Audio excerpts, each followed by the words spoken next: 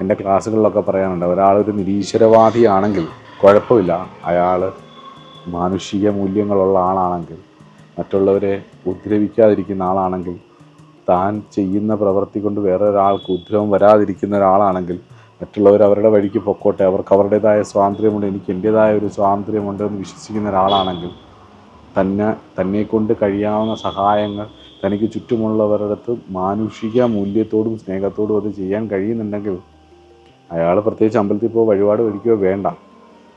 അയാളൊരു നിരീശ്വരവാദിയാണെങ്കിൽ വേണ്ട. കാരണം അയാൾ ബേസിക്കലി സ്പിരിച്വൽ ആണ്, യഥാർത്ഥ സ്പിരിച്വാലിറ്റിയുടെ കണ്ണിൽ.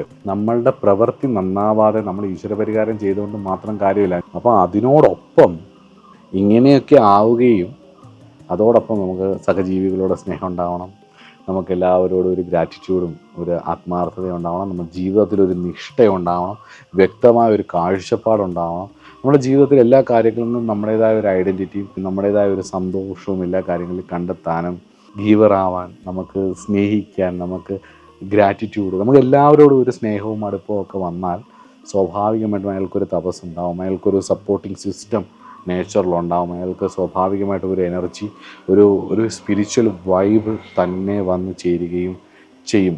അതൊരു ഉറപ്പായ കാര്യമാണ്.